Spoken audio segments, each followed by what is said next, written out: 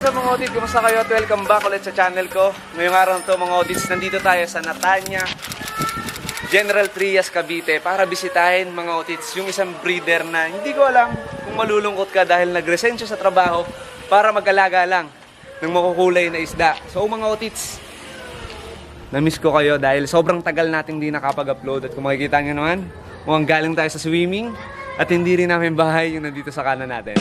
Kaya yon, bisitahin natin yung breeder na pupuntahan natin. Tama po, Otit. Tama po. Uy, Otit! Otit, yun mga tito. Yan, kasama na natin ngayon mga Otit, si Boss Mark ng Lotus Beta. Hanapin ko yung marami bang Lotus. Bakit Lotus yung naging pangalan ng shop mo? Or yung barracks mo? Bago kasi ako naging beta breeder, nag-breed din ako dati ng koi at goldfish. So, medyo na-inlove ako sa lotus flower. So, pumasok sa isip ko na maging lotus beta, at least makulay pa rin. Tapos dinagdagan ko ng lotus beta, Betanya, pangalan ng bunso kong anak. Kaya pala ganun. Tapos yun na nga, nabanggit mo yung koi, no? Pag punta mo ngayon sa beta, napansin ko yung mga isda mo dito, halos may koi, may mga multi. No, pero bago natin siya sa atin lahat ng mga isda dito mga Otits, bali-balita ngayon, etong si Otits, nag-resign sa trabaho para mag-alaga ng Beta. Bakit naman Beta Otit? ng beta. Bali, yung pagbebeta kasi, Otit, ito yung isa sa pinakamadaling alagaang isda. Bukod sa lahat, hindi ganun ka yung maintenance, hindi mo na kailangan ng air pump. Hindi ka tulad ng koi at goldfish. Pagka nakawala ng kuryente, nasira yung pump, nahugot yung pump sa saksakan, automatic, malaki yung possibility patay yung isda natin. Halos kalahati, Fish no? o beta. Ay, koi. Pero sa beta, kahit nandyan lang, lagyan mo lang ng hornworks, ng kahit anong plants. Kahit walang plants, buhay yan sila. Buhay yan. So, hindi mo kailangan ng kahit na ano pang equipment. Kailangan mo lang basic beta keeping. Kailangan mo ng talisay, kailangan mo ng tubig, kailangan mo ng pagkain. Sa mga nagtatanong po no, kung malas daw ang aquarium sa loob ng bahay. Pero itong ang ka-Otit natin, give up ang trabaho niya. At siya ang gagawin nating matibay na patunay. Ako po si Mark.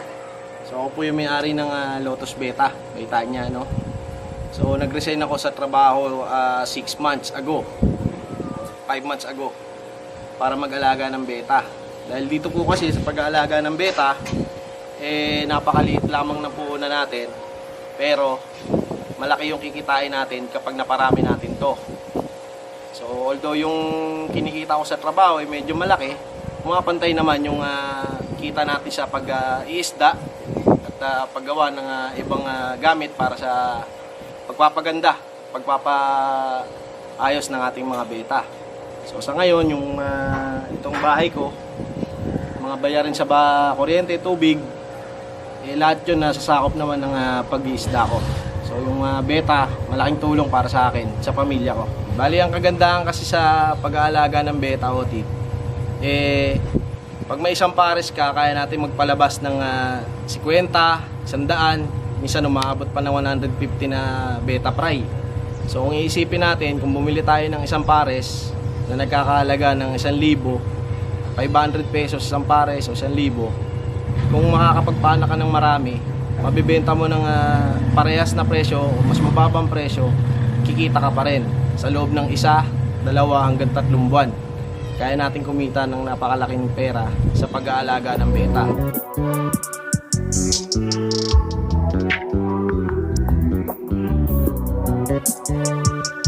Kanina nasabi ko sa inyo, halos yung mga nandito mga multi. Isa sa mga pinakamahirap. Pag binarit mo to, sobrang tagal kumulay na ito. Tama ba? Tama. Sobrang tagal. May iwan sa'yo, minsan bicolor o selo. Pero dito, napakaliit na percentage na magkaroon tayo ng salo. So kung meron man sa 100%, nasa 10 or 5% na lang natitirang salo pig. So yun yung isa sa sikreto ron. Ito. Itong, ano to, Otit? Ito yung sariling, ano ba to? Formulated ba to? Oo. Bali ito yung concentrated kitapang na ginawa natin. O ginagamit talaga naman natin. At naisipan ko na rin na ilabas sa market para ma-share sa ibang kaabi natin sa napakamurang halaga. Bali, ano yung mga sangkap nito, Otit? Bali, ito, ang sangkap natin dito ay unang-una yung ketapang leaves, no? O yung talisay. Pangalawa, yung turmeric, panlaban sa lamig, o yung maiwasan yung mga clamp pins. Kasi isa yun sa nagiging dahilan kung bakit yung mga beta natin tumitiklop o pangit yung forma. So kaya nilalagay natin to ng ketapang at saka turmeric. No? So bukod doon, ang extract natin ay concentrated na. Sa halagang 55 pesos Otits, Ilang ml na concentrated yan? ketapang 100 ml. No? Ang 100 ml natin, kaya nang pakulayin ang nasa kulang-kulang 100 na 4x6x8 na tank. Ilang patak kada, isang aquarium nito, Otit? Sa ang application natin dito actually Otit, sa isang 468 kasi, ang laman nito ay 2.5 liter. No? So, ang application natin dito, 3 liter, 10 drops. Patak lang Otits. Sobrang epektibo na nito. So lahat ng isda natin makukulay dahil dito Otits. Pero baka sa murang halaga na ito, Otit, ibuhos na nilang katapang. Oo. No? 100 ml mga Otits, Pero 55 pesos. Kung gusto naman nila, pwede rin nilang ihalo to sa isang malaking drum para mas madali, isa kulay ng tank nila. So paano ba yun, Otit? Paano nila dapat ilagay itong Bali, wala namang problema. Kahit na isda yung tank diretso, pwede mo ilagay Otits. Simple lang.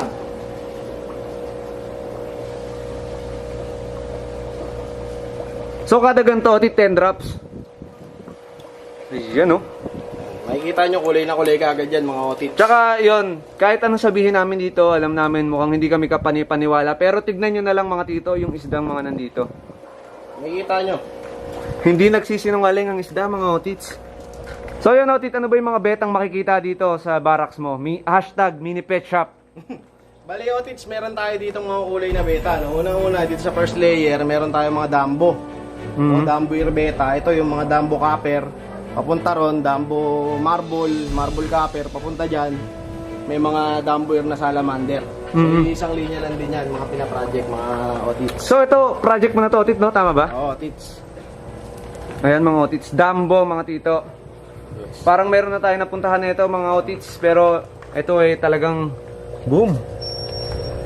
So ito na siya, Otit. Ito yung kanina, no? Yung pinataka natin. Ito mga Otits, ha. Tignan nyo, pagkumparahin nyo. So pwede pa nilang tapangan yan, no, Otit? Pwede pa Otits, papunta sa ganitong kulay. Ayun, no?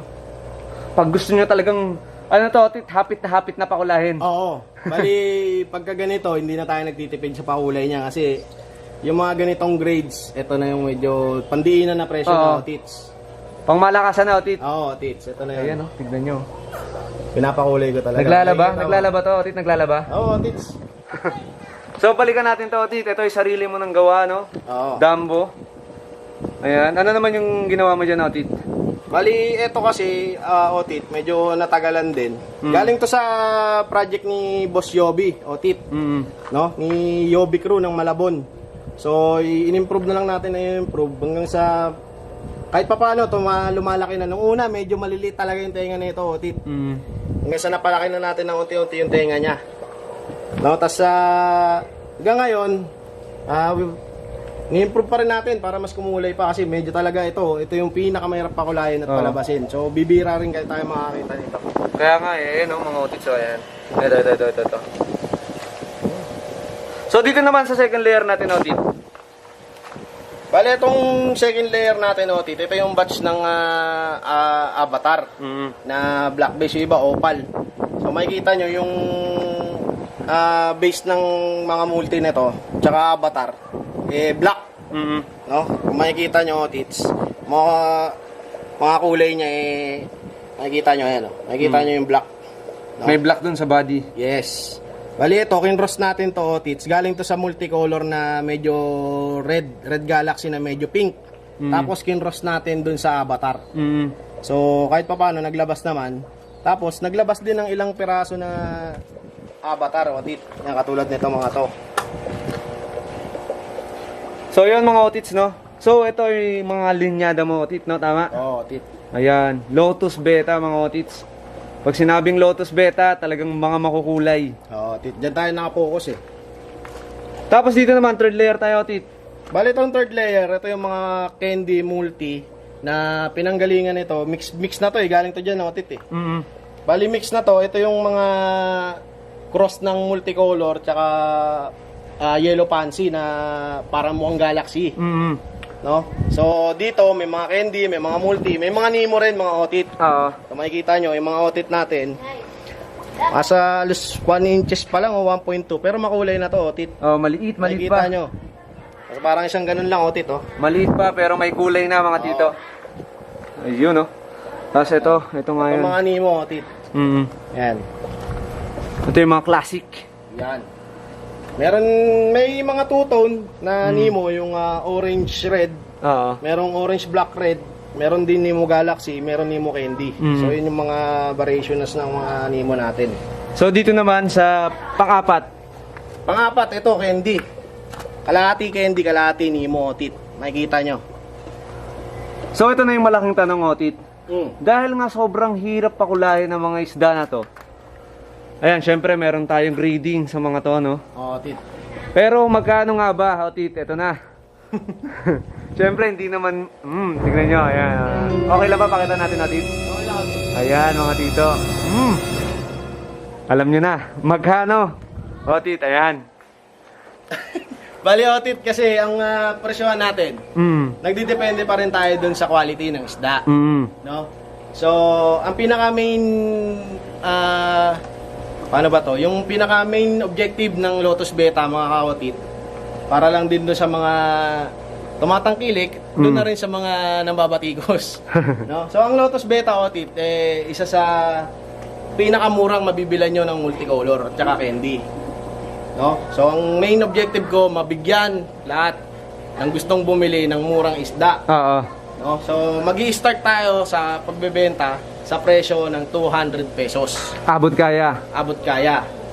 Pero, tataas lang yung quality ng isda, mga Otit. Pagdating sa forma ng pins niya, pag full color na, doon tayo nagpapalit ng kulay. Pag maganda yung hubog, no? Oo, Otit. Pero, isa sa suggestion ko, habang bata pa, habang maliit pa, Otit, bilhin nyo na. Kasi Para habang mura pa, pag napaganda nyo, yun ang sikreto doon. groom na lang, Otit, no? Groom na lang, mga Otit. Pero ito, Otit, magkano naman pag groom na? Ayan. Pag groom na, Otit, lalo na yung mga material grade. Pag material grade natin, Otit, lowest 500 tayo dyan. 500. Pagka nasa show grade na, Otit, 800 to 1,000. So, Pwede bali, na ipanlaro yun, papatak to, Otit, ng 1K pair? Tama ba? 1K each. Otit. Hindi, pagka material grade. Material grade, 1K pair. Oo. Pero kung show grade, 1K each, ito 800, bababa, Otit. Ayun. Tayo. Ready to sabak na yan, Otit. Sabak na yun, Otit. So yun mga tito, dito kung mapapansin nyo may mga 5 gallons dito na halos mga selo pa, mga bicolor yung iba na hindi pa mawari yung mga itsura nila. Paano ba yung nagiging ano mo dito, Otit?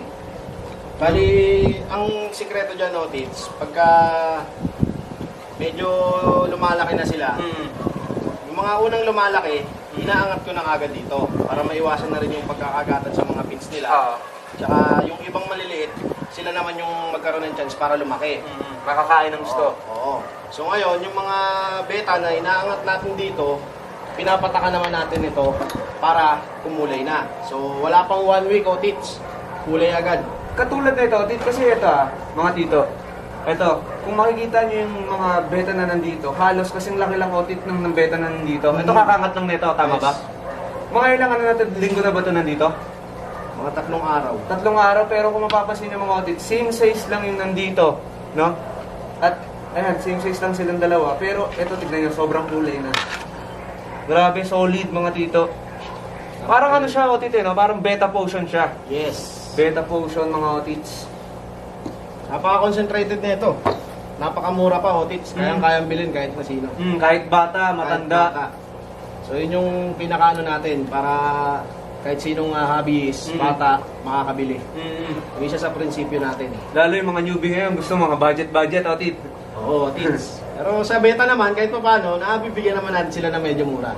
Kayang-kayang ibigay. Kaya, basta naaayon. Pero ito, Otit, ano yung mga pinapakain mo dito sa mga... Parang napansin ko kasi wala kang ibang live foods dito kung hindi ano lang eh.